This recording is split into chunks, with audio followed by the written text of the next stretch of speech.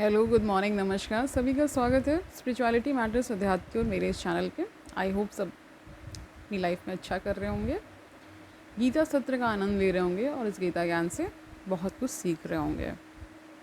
ये गीता ज्ञान आपके जीवन में निश्चित ही बहुत सारा परिवर्तन लेकर आ रहा है, आपको अध्यात्म से जोड़ रहा है, आपको सन्मार्ग में चलने की प्रेरणा दे रहा है और बहुत कुछ हम इन सेशन से सीख रहे हैं। तो दूसरा अध्याय चल रहा है श्रीमद् भगवद गीता का। अभी तक 63 तक हमने किया था ना, 64, 65, 66 तक आज करेंगे ना, 3 श्लोक लेंगे। तो शुरू करें आज का सेशन। तैयार हैं आप सभी? Let's get started. 64 श्लोक।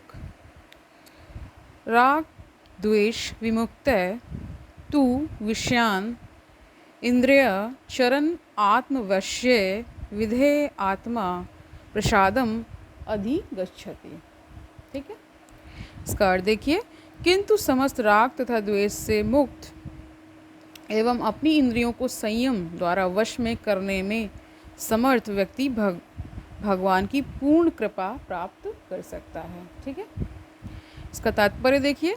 यह पहले ही बताया जा चुका है कि कृत्रिम विधि से इंद्रियों पर बाह्य रूप से नियंत्रण किया जा सकता है, किंतु जब तक इंद्रियां भगवान की दिव्य सेवा में नहीं लगाई जाती तब तक नीचे गिरने की संभावना बनी रहती है। तो इसमें क्या बता रहे हैं कि अगर भगवान में आप अगर रत नहीं होंगे तो आप कहते हैं ना, इंद्रियां आपको अपने वश में करके आपको नीचे गिरा देती हैं। इसीलिए कहते हैं कि अगर आप किसी का सहारा क्यों लेंगे, आप ईश्वर का सहारा लीजिए, वही आपका इन सब चीज़ों से बचाएंगे। ठीक है, ये बता रहे हैं। यद्यपि पूर्णतया कृष्ण भावना भावित व्यक्ति ऊपर से विषय स्तर पर क्यों न दिखे, किंतु कृष्ण भावना भावित होने से वह विषय कर्मों में आसक्त नहीं होता। उसका एकमात्र उद्देश्य तो कृष्ण को प्रसन्न करना रहता है, अन्य कुछ नहीं। अतः वह समस्त आसक्ति तथा विरक्ति से मुक्त होता है। कृष्ण की इच्छा होने पर भक्त सामान्यतः अवांछित कार्य भी कर सकता है, किंतु यदि कृष्ण की इच्छा नहीं है तो वह उस कार्य को भी नहीं करेगा। ठीक है, जिसे वह सामान्य रूप से अपने लिए करता हो। अतः कर्म करना या ना करना उसके वश में रहता है, क्योंकि वह केवल कृष्ण के निर्देश के अनुसार ही कार्य करता है। यही चेतना भगवान की अहेतुकी कृपा है, जिसकी प्राप्ति भक्त को इंद्रियों में आसक्त होते हुए भी हो सकती है। अब 65 श्लोक देखिए। प्रसादे सर्व दुखानां हानि अस्य उपजायते प्रसन्न चेतसः ही आशु बुद्धि परि अवतिष्ठते। ठीक है, इसमें बस इसका अर्थ दिया है, तात्पर्य नहीं गिवन है। ठीक है, इस प्रकार से कृष्ण भावना अमृत में तुष्ट व्यक्ति के लिए संसार के तीनों ताप नष्ट हो जाते हैं और ऐसी तुष्ट चेतना होने पर उसकी बुद्धि शीघ्र ही स्थिर हो जाती है। इसका तात्पर्य तो गिवन नहीं, केवल अर्थ गिवन है, तो हम उतना ही कर रहे हैं। अब 66 श्लोक देखिए। न अस्ति यानी नास्ति बुद्धि अयुक्तस्य न च अयुक्तस्य भावना न च अभावतया शांति अशांतस्य कुतः सुखम। इसका अर्थ देखिए। जो कृष्ण भावना अमृत में परमेश्वर से संबंधित नहीं है, उसकी ना तो बुद्धि दिव्य होती और ना ही मन स्थिर होता है, जिसके बिना शांति की कोई संभावना नहीं है। शांति के बिना सुख हो भी कैसे सकता है? एक तरह से प्रश्न कर रहे हैं। अगर जहाँ देखिए ना, नॉर्मल लाइफ में भी आपने देखा होगा कि जिस घर में शांति नहीं होती तो सुख नहीं होता है ना। चाहे जितना धन धान्य सब भरा हो, ठीक है, चाहे जितना आप कह सकते बाहरी सुख की जितनी भी वस्तुएं आपने संग्रहित कर ली हो, इकट्ठा कर ली हो, लेकिन अगर मन में शांति नहीं है और घर में शांति नहीं है, आपस में शांति का कोई लेन देन नहीं है, तो फिर उस घर में सुख नहीं होता है, वो इंसान भी सुखी नहीं हो सकता। और क्या है, अशांत मन क्या करता है? उपद्रव। ठीक है, इसका तात्पर्य देखिए। कृष्ण भावना भावित हुए बिना शांति की कोई संभावना नहीं हो सकती। अतः 5वें अध्याय में इसकी पुष्टि की गई है। जब तक क्या पुष्टि की गई है? जब मनुष्य यह समझ लेता है कि कृष्ण ही यज्ञ तथा तपस्या के उत्तम फलों के एकमात्र भोक्ता हैं और समस्त ब्रह्मांड के स्वामी हैं। यानी यहाँ पे कृष्ण को क्या बताया गया कि वो ब्रह्मांड के स्वामी हैं और क्या हैं? जगत के पालन करता है। मतलब आपने इसी गीता में यानी श्रीमद् भगवद गीता में ही जाना होगा कि भगवान स्वयं कहते हैं कि मैं ही सृजन करता हूँ, मैं ही पालन करता हूँ और अंत में मैं ही क्या करता हूँ? सारा विनाश करता हूँ। यानी कि सब कुछ उन्हीं के हाथ में है। ठीक है।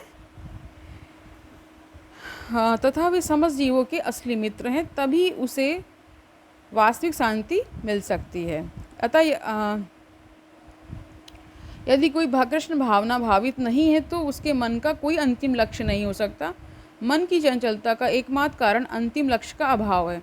जब मनुष्य को यह पता चल जाता है कृष्ण ही भोक्ता हैं, स्वामी तथा सबके मित्र हैं, तो स्थिर चित्त होकर शांति का अनुभव किया जा सकता है। अतएव जो कृष्ण के से संबंध न रखकर कार्य में लगा रहता वह निश्चय ही सदा दुखी और अशांत रहेगा ना।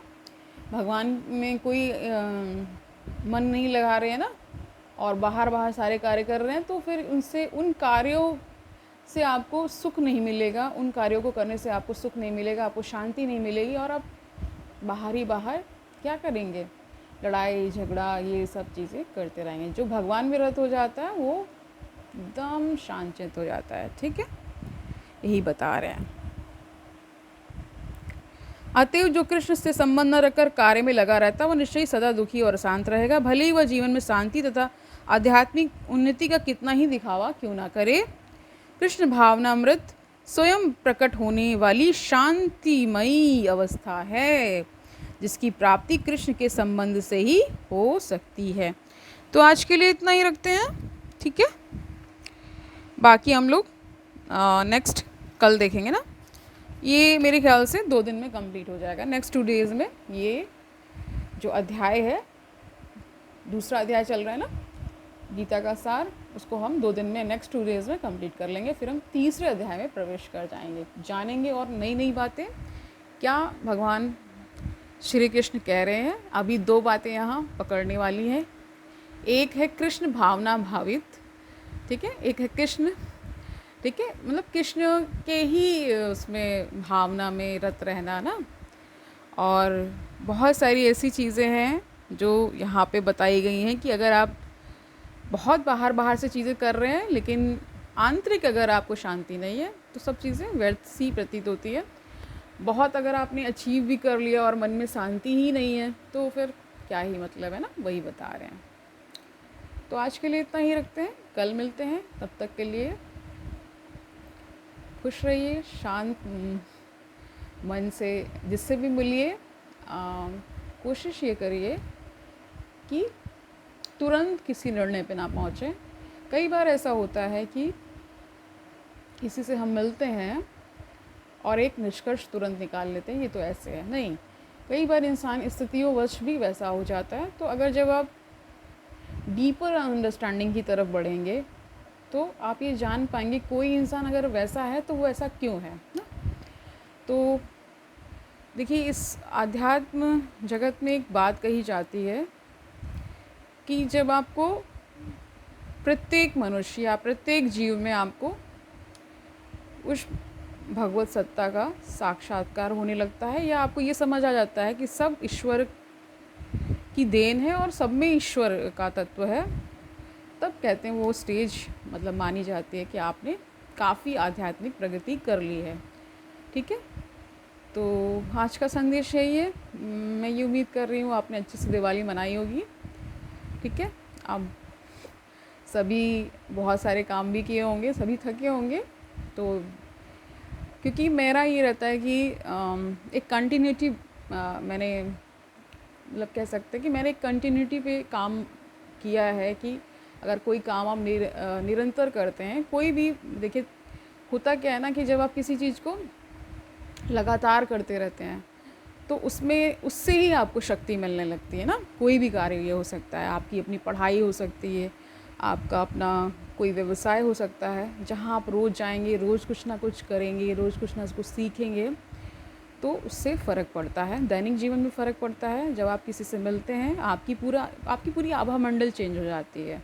ठीक है, किसी पाखंड में नहीं पढ़ना है हमें, लेकिन कि किसी पाखंड में पढ़ रहे हैं या किसी सुपरस्टिशन में पढ़ रहे हैं, नहीं, हमें ज्ञान लेना है, उसकी एनालिसिस करनी है और अपने जीवन में उतारना है। ठीक है, तो कल मिलते हैं, तब तक के लिए आनंद से रहिए, सुखी रहिए, सुख दूसरों को भी बांटिए। ठीक है, कल मिलते हैं, तब तक के लिए हरि ओम। That's it.